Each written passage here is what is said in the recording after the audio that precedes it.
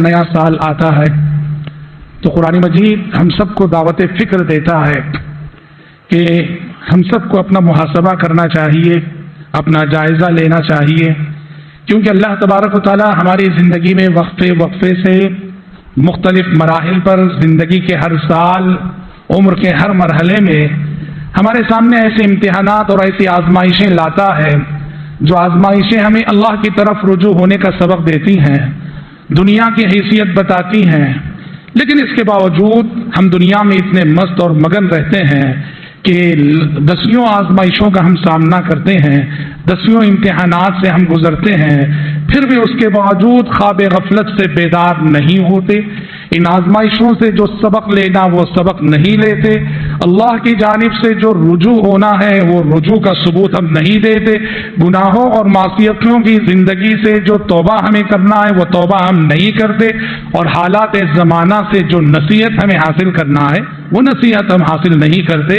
انسانوں کی اسی غفلت کی روش پر اللہ تبارک و تعالیٰ نے نکیر کرتے ہوئے اس آیت میں فرمایا اولا يرون انهم يفتنون في كل عام مرة او مرتين ثم لا يتوبون ولا هم يذكرون، کہ یہ لوگ نہیں دیکھتے کہ ہر سال ان کی زندگیوں میں، انفرادی زندگی میں بھی اور قومی زندگی میں بھی وہ آزمائشوں سے گزارے جاتے ہیں، ایک آزمائش، دو آزمائش، ایک امتحان، دو امتحان، ایک مصیبت، دو مصیبت، لیکن افسوس ہے کہ ثم لا يتوبون ولا هم يذكرون، پھر بھی انسان ہے کہ نہ توبہ کرتے ہیں اور نہ ہی نصیحت حاصل کرتے ہیں۔ حضرات، مجھے آج کے خطبے میں ماہ محرم کے سلسلے میں آپ کے سامنے گفتگو کرنی ہے۔ ماہ محرم کی آمد کی مناسبت سے جو باتیں عام طور پہ کہی جاتی ہیں، بطور تذکیر اور یاد دہانی میں آج کے خطبے میں آپ کے سامنے ایسی کچھ باتیں رکھنے کی کوشش کروں گا۔ دیکھیے، ماہ محرم شرعی ناحیے سے بھی اور تاریخی ناحیے سے بھی بڑی اہمیت کا حامل مہینہ ہے۔ شرعی ناحیے سے اگر دیکھا جائے تو اس کی اہمیت کا پہلا پہلو یہ ہے کہ اس کا شمار ان 4 مہینوں میں ہوتا ہے جنہیں اللہ تبارک و تعالیٰ نے حرمت والے مہینے قرار دیا ہے۔ ان عدت الشہور عند اللہ 12 شہرا فی کتاب اللہ یوم خلق السماوات والارض منها 4 حرم، 4 مہینے جو حرمت والے ہیں، ماہ ذی القعدہ ہے، ماہ ذی الحجہ ہے، محرم ہے اور رجب ہے، تو یہ حرمت والے مہینوں میں سے ایک ہے، اور اس حرمت کا تقاضا یہ ہے کہ اور مہینوں کے مقابلے میں انسان زیادہ سے زیادہ گناہوں سے بچے، زیادہ سے زیادہ معصیتوں سے بچے۔ یہ حرمت والے مہینے شاعر اللہ میں سے ہیں، اور اللہ تبارک و تعالیٰ کے شاعر کی تعظیم کا تقاضا یہ ہے اور تقوی کا تقاضا یہ ہے کہ بندہ اپنے عمل سے اس بات کا ثبوت دے کہ واقعتاً میں حرمت والے مہینے سے گزر رہا ہوں، تو میری زندگی کی ہر سانس اس کی حرمت کا لحاظ پایا جاتا ہے، اسی لیے میں گناہ سے قریب نہیں ہوتا ہوں، گناہوں سے اور مہینوں کی بنسبت زیادہ بچتا ہوں اور زیادہ سے زیادہ نیکیاں کرتا ہوں۔ تو لہٰذا اس کی پہلی شرعی حیثیت یہ ہے کہ اس کا شمار حرمت والے مہینوں میں سے ہوتا ہے جو اللہ تبارک و تعالیٰ کے پاس بڑے محترم ہے، اور جن مہینوں کے بارے میں اللہ نے کہا فَلَا تَظْلِمُوا فِيهِنَّ أَنفُسَكُمْ، ان مہینوں میں اپنے آپ پہ ظلم نہ کرو۔ اس دور میں جنگیں ہوتی تھی، لڑائیاں ہوتی تھی، کہا گیا کہ یہ حرمت والے مہینے آتے ہیں تو تمہاری جنگیں رک جانی چاہیے، تمہاری لڑائیاں رک جانی چاہیے۔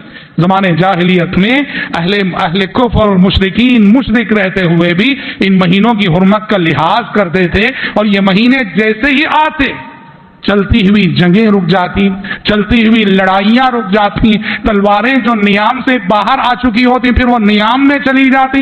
مشرکین مشرک رہتے ہوئے بھی ان مہینوں کی حرمت کا اتنا لحاظ کرتے تھے۔ یہ اور بات ہے کہ کبھی وہ اپنے نفس کی بھی بات مان کر ان مہینوں میں کچھ ایڈجسٹمنٹ بھی کرتے تھے کہ جب انہیں لگتا کہ لڑائی اب ہم رکا نہیں سکتے اور سامنے حرمت والا مہینہ ہے، اپنے طور پہ یہ طے کر لیتے آنے والا جو مہینہ ہے اسے ہم سفر کا سمجھ جائیں گے، یہ محرم نہیں، یہ سفر ہے ہمارے لیے، اس کو سفر کا نام دے کر لڑائی جاری رکھتے۔ اس طرح نفس پرستی بھی وہ کیا کرتے تھے۔ اللہ تبارک و تعالیٰ نے سورہ توبہ میں ان کی اس روش میں نکیر فرمائی ہے۔ بہرحال اس مہینے کی حرمت کا تقاضا ہے بھائیوں، گناہوں سے سال بھر بچنا ہے، ہر مہینے بچنا ہے، لیکن ان حرمت والے مہینوں میں زیادہ بچنا ہے۔ دوسرا پہلو شرعی ناحیے سے اس مہینے کی حرمت کا کہ پیارے نبی صلی اللہ علیہ وسلم نے اس مہینے کے روزوں کو ماہ رمضان کے بعد سب سے افضل روزے قرار دیا ہے. چنانچہ آپ نے فرمایا افضل الصیام بعد رمضان شہر اللہ المحرم، رمضان کے بعد سب سے افضل روزے اللہ کے مہینے محرم کے روزے ہیں. اہل علم کہتے ہیں سال کے جو 12 مہینے ہیں ہر مہینے کی کوئی نہ کوئی خصوصیت ہے. ماہ محرم کی خصوصیت ہے یہ کہ پیارے نبی نے اسے اللہ کا خصوصی مہینہ قرار دیا. اس مہینے کی اضافت اللہ کی جانب فرمائی جب فرمایا شہر اللہ، یہ اللہ کا مہینہ ہے. سارے مہینے اللہ ہی کے ہیں، لیکن جب کسی خاص مہینے کے بارے میں کہا جاتا ہے یہ اللہ کا مہینہ ہے تو اس سے اس مہینے کی اہمیت کا پتہ چلتا ہے، اس مہینے کی عظمت کا پتہ چلتا ہے. اور آپ نے اس حدیث میں فرمایا کہ ماہ رمضان کے بعد سب سے افضل روزے ماہ محرم کے روزے ہیں. اسی لیے اہل علم مستحب سمجھتے ہیں کہ اس مہینے میں زیادہ سے زیادہ نفل روزے رکھے جائیں. جیسے ماہ شعبان میں زیادہ سے زیادہ نفل روزے رکھے جاتے ہیں، ماہ محرم میں بھی زیادہ سے زیادہ نفل روزوں کا اہتمام ہونا چاہیے. اور خصوصیت کے ساتھ جس روزے کی تعلیم دی جاتی ہے اور دی گئی ہے وہ عاشورہ کا روزہ ہے جو 10ویں محرم کا روزہ ہے، جسے موسیٰ علیہ السلام نے شکرانے کے طور پر رکھا تھا اور پیارے نبی صلی اللہ علیہ وسلم نے اس امت کے لیے بھی اس روزے کو مشروع قرار دیا ہے. عاشورہ کے روزے کا اہتمام ہونا چاہیے جس کے بارے میں فرمایا گیا کہ وہ گزشتہ 1 سال کے گناہوں کا کفارہ بنتا ہے. عرفہ کا روزہ 2 سال کے گناہوں کا کفارہ بنتا ہے، عاشورہ کا روزہ 1 سال کے گناہوں کا کفارہ بنتا ہے. اور اس روزے کی اہمیت کا خاص پہلو یہ ہے کہ پیارے نبی صلی اللہ علیہ وسلم رمضان کی فرضیت سے پہلے سے ہی اس روزے کا اہتمام کرتے تھے. رمضان کے روزے مدینے میں فرض ہوئے اور عاشورہ کا روزہ پیارے نبی صلی اللہ علیہ وسلم مکے سے ہی رکھتے چلے آئے. اور اس روزے کی اہمیت کا ایک پہلو یہ بھی ملاحظہ کیجئے، مشرکین مکہ جو مشرک تھے، مشرک رہنے کے باوجود عاشورہ کا روزہ مشرکین مکہ بھی رکھا کرتے تھے. کیوں؟ وہ اصل میں یہودیوں سے ان کا ربط تھا، تعلق تھا. یہودیوں کی برتری کو اپنے اوپر وہ تسلیم کرتے تھے، بہت ساری باتیں وہ یہود سے لیتے تھے. تو ایسے لگتا ہے کہ یہودیوں کو انہوں نے عاشورہ کا روزہ رکھتے ہوئے دیکھا تو یہ لوگ مشرک رہتے ہوئے اس چیز کو اپنا لیا. اور تاریخی کتابوں میں ایک بات آتی ہے کہ مشرکین سے ایک بہت بڑی کوئی غلطی ہو گئی، مشرکین قریش سے ایک بہت بڑی کوئی غلطی ہو گئی. اس پر انہوں نے آپس میں مشورہ کیا اس غلطی کا کفارہ کیا ہے. تو انہوں نے آپس میں مل کے یہ طے کیا، کسی نے ان سے کہا یہ جو بڑی غلطی ہم سے ہوئی ہے اس کا کفارہ یہ ہے کہ ہم عاشورہ کا روزہ سالانہ رکھنا شروع کر دیں، عاشورہ کے روزے کا اہتمام کریں گے تاکہ یہ ہمارا گناہ دھل جائے، ہماری غلطی پاک ہو جائے. تو وہیں سے مشرک رہتے ہوئے بھی اس روزے کا اہتمام کیا کرتے تھے. حضرات صحابیات فرماتی ہیں ہم اپنے چھوٹے بچوں سے بھی عاشورہ کا روزہ رکھوایا کرتی تھی. بھوک سے وہ رویا کرتے تھے تو انہیں کھلونے دے کے انہیں بہلوایا کرتی تھی ہم. تو اس طرح محترم بھائیوں اس مبارک مہینے کی اہمیت کا ایک پہلو یہ ہے کہ پیارے نبی صلی اللہ علیہ وسلم نے اس مہینے کے روزوں کو رمضان کے بعد افضل ترین روزے قرار دیا. تاریخی اعتبار سے بھائیوں محرم جب آتا ہے تو ایک نیا ہجری سال شروع ہوتا ہے. جیسا کہ ہم نے ابتدائی خطبہ میں کہا 1444 ہجری میں اب تک ہم تھے اور 1445 ہجری میں اب ہم داخل ہو گئے. ماہ محرم ہر سال جب آتا ہے ایک بات کی یاد دہانی ہم سب کو کرا جاتا ہے. یہ اور بات ہے کہ ہم میں سے بہت ساروں کی توجہ اور نظر اس جانب جاتی نہیں. اسلامی سال کو کیا کہا جاتا ہے؟ اسلامی سال کو ہجری سال کہا جاتا ہے، ہجری سال. تو اس کا مطلب یہ ہوا کہ ماہ محرم جب بھی آئے ہمیں حضرات صحابہ کرام رضوان اللہ علیہم اجمعین کی ان قربانیوں کو یاد کرنا چاہیے جو قربانیاں کہ انہوں نے ہجرت کی شکل میں اللہ کی خاطر، دین کی خاطر دیں. ہجرت بہت بڑی قربانی ہے، بہت عظیم قربانی ہے.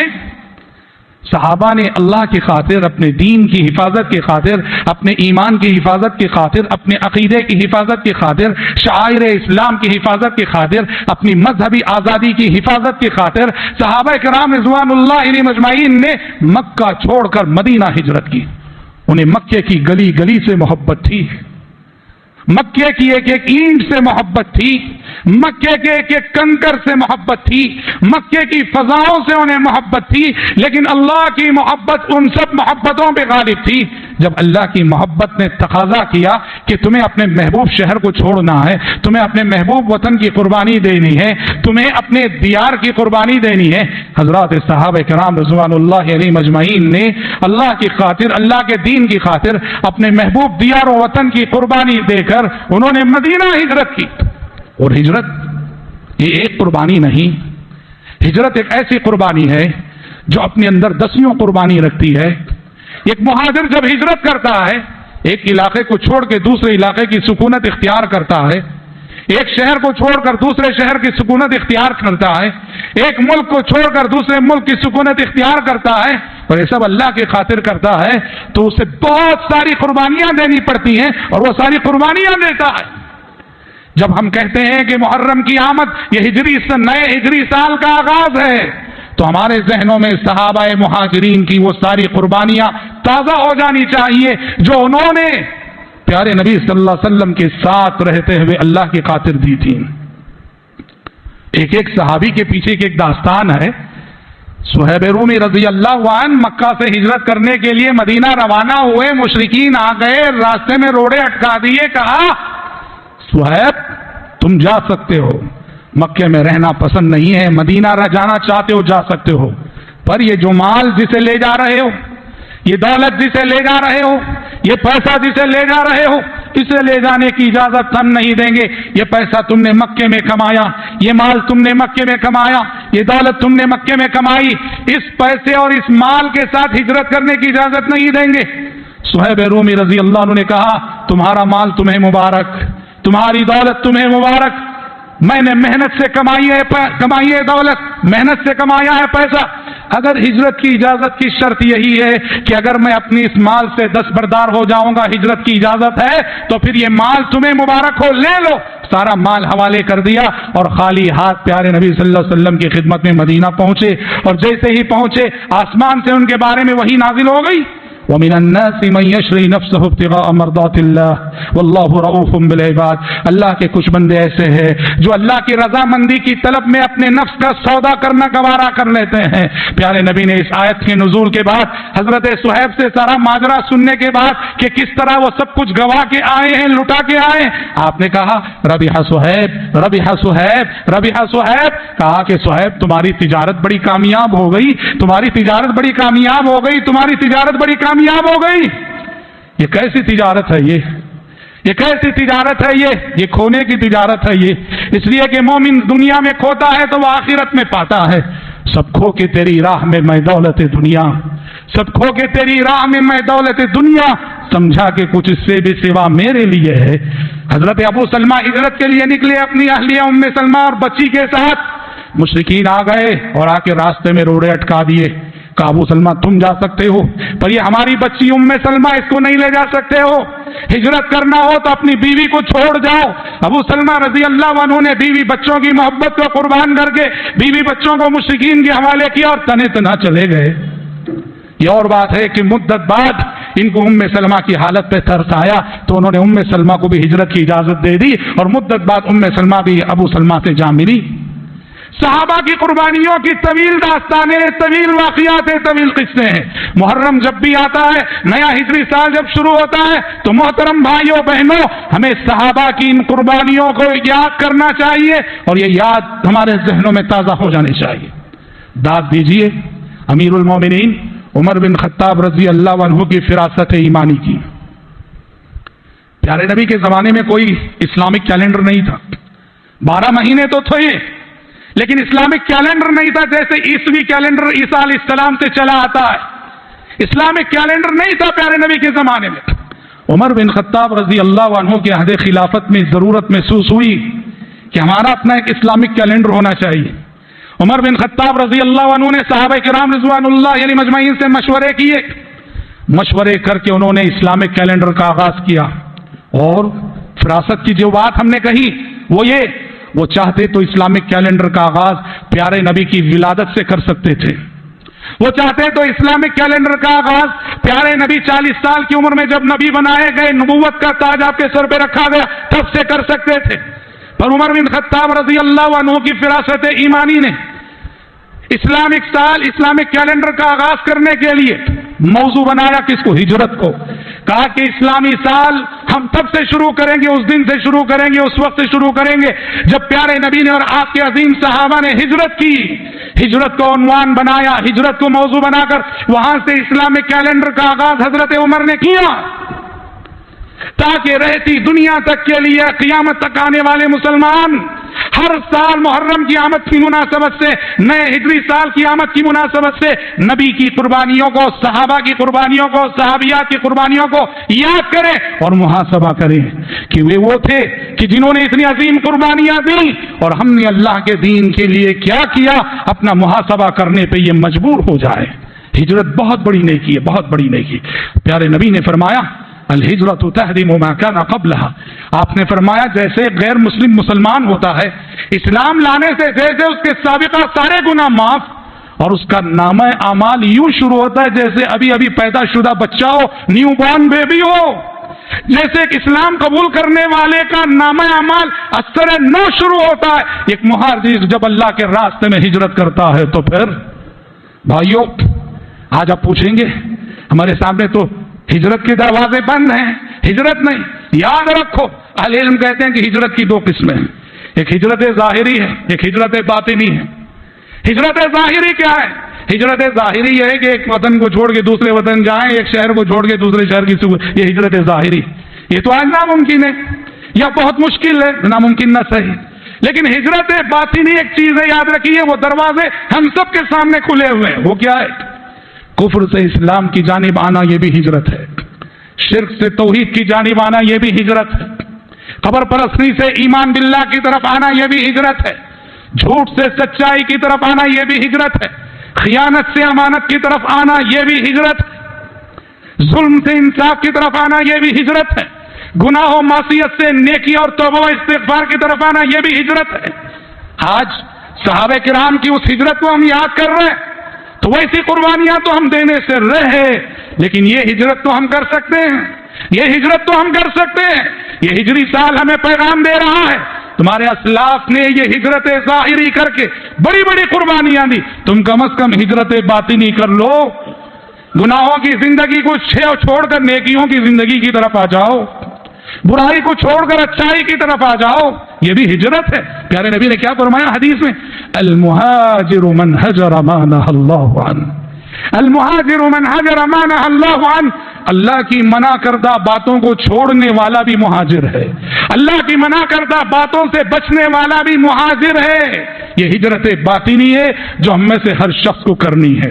حضرات، اس مہینے کی عظمت و اہمیت کا ایک تاریخی پہلو یہ بھی ہے کہ اسی مہینے کی 10ویں تاریخ کو انسانی تاریخ کا ایک بہت بڑا واقعہ پیش آیا، اور وہ یہ ہے کہ انسانی تاریخ کا سب سے بڑا ظالم، انسانی تاریخ کا سب سے بڑا متکبر، انسانی تاریخ کا سب سے بڑا جابر، انسانی تاریخ کا سب سے بڑا مغرور، اور انسانی تاریخ کا سب سے بڑا سفاک، اور انسانی تاریخ کا سب سے بڑا خون ریز انسان جو انا ربکم الاعلی کے نعرے لگاتے ہوئے تھکتا نہ تھا، فرعون، اسی مہینے کی 10ویں تاریخ کو اپنے انجام کو پہنچا تھا۔ ماہ محرم کی 10ویں تاریخ کو انسانی تاریخ کا یہ فرعون اپنے انجام کو پہنچا، اور اسی شکرانے میں موسیٰ علیہ السلام نے 10ویں محرم کو روزہ رکھا تھا، اور اسی شکرانے میں قوم بنو اسرائیل ہمیشہ سے یہودی وہ روزہ رکھتے چلے آئے ہیں۔ یہ چیز ہمیں بتاتی ہے کہ اللہ تبارک و تعالیٰ کو ظلم سخت ناپسند ہے۔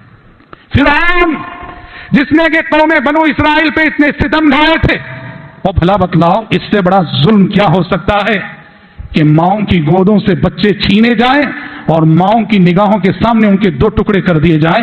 اس نسل کشی سے بڑا ظلم اور کیا ہو سکتا ہے؟ اور یہی ظلم یہ فرعون مصر کر رہا تھا، یہی ظلم یہ فرعون مصر کر رہا تھا۔ اللہ کا قانون ہے، ظالم اپنی طاقت کے نشے میں، اپنے اقتدار کے نشے میں، اپنی کرسی کے نشے میں ظلم کیا جاتا ہے، ظلم کیا جاتا ہے، اور اللہ کا قانون ہے کہ اللہ بھی اسے ڈھیل دیتا ہے تاکہ کہ گھڑی ایسی آتی ہے اللہ اسے ایسے پکڑتا ہے، ایسے گرفت کرتا ہے۔ یاد رکھو اللہ کا قانون ہے کہ جو بھی اس کے بندوں پہ ظلم کرتا ہے اللہ اسے ایک نہ ایک دن مظلوم کی آنکھوں کے سامنے ذلیل اور رسوا کر کے چھوڑتا ہے۔ ایک مرحلہ وہ تھا جب فرعون اقتدار کے نشے میں بنو اسرائیل کو ستا رہا تھا، ظلم کر رہا تھا، ان کے بچوں کو قتل کر رہا تھا، اور ایک وقت وہ بھی آیا کہ یہی فرعون اسی قوم بنو اسرائیل کی نظروں کے سامنے غرق ہو رہا ہے، ڈوب رہا ہے بحر قلزم میں، آواز دے رہا ہے، رحم کی بھیک مانگ رہا ہے اور کہہ رہا ہے آمنت انہ لا الہ الا الذی آمنت بہ بنو اسرائیل وانا من المسلمین۔ آج میں ایمان لاتا ہوں، بنو اسرائیل کے رب پہ ایمان لاتا ہوں، میں اعلان کرتا ہوں کہ آج سے میں مسلمان ہوں۔ یہ اعلان بحر قلزم میں ڈوبتے کر رہا ہے، اور قوم بنو اسرائیل جس پہ وہ زمانے سے ظلم کر رہا تھا ساحل پہ کھڑے ہوئے نظارہ کر رہی ہے۔ سوچو ان کے سینوں کو کتنی ٹھنڈک پہنچی ہوئی ہوگی۔ یہ اللہ کا قانون ہے۔ ظالم یہ نہ سمجھے کہ مجھ پر کسی کا بس نہیں چلے گا، میں آزاد ہوں، میرا کوئی محاسبہ کرنے والا نہیں۔ قوم عاد نے کہا تھا من اشد منا قوہ، طاقت کے نشے میں قوم عاد نے کہا تھا ہم سے زیادہ طاقتور اور کون ہے؟ اللہ نے کہا اولم یروا ان اللہ الذی خلقهم هو اشد منهم قوہ، کیا یہ لوگ نہیں دیکھتے کہ اللہ جس نے کہ انہیں پیدا کیا ہے وہ ان سب سے بڑھ کر طاقت والا ہے؟ کسی کو بھی بھولنا نہیں چاہیے، کسی کو بھی ظلم نہیں کرنا چاہیے۔ اس زمین پر اللہ کو ظلم سخت ناپسند ہے۔ ظلم کوئی بھی کرے، وہ افراد کرے، وہ قومیں کرے، وہ حاکم کرے، کوئی بھی کرے، ظلم اللہ کو سخت ناپسند ہے۔ یا عبادی انی حرمت الظلم علی نفسی وجعلته بینکم محرما فلا تظالموا، اے میرے بندو میں نے ظلم کو اپنے اوپر حرام کر لیا، اللہ کہتا ہے، اور خود تمہارے درمیان بھی ظلم کو حرام قرار دیا ہے، لہذا ایک دوسرے پہ ظلم نہ کرو۔ اس طرح ماہ محرم ظلم پر انصاف کی جیت کا مہینہ ہے، باطل پر حق کی جیت کا مہینہ ہے، شیطان کے لشکر پر اللہ کے لشکر کی فتح یابی کا مہینہ ہے۔ یہ ہم سب کو پیغام دیتا ہے کہ اس زمین پر ہمیشہ ہمیں عدل و انصاف کے علمبردار بن کر جینا چاہیے، ظلم سے ہمارا ذرا برابر کا بھی رشتہ اور تعلق نہیں ہونا چاہیے۔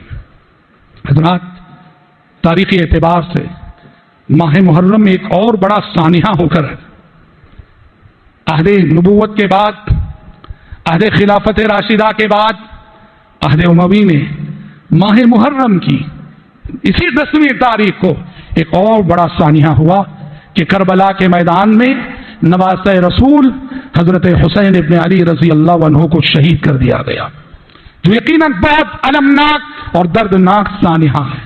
نواسۂ رسول جو پیارے نبی کے بہت ہی چہیتے اور لاڈلے نواسے تھے، اور جن کے بارے میں پیارے نبی نے فرمایا تھا سیدہ شباب اہل الجنہ، جنتی نوجوانوں کے سردار یہ میرے دو نواسے ہیں حسن اور حسین۔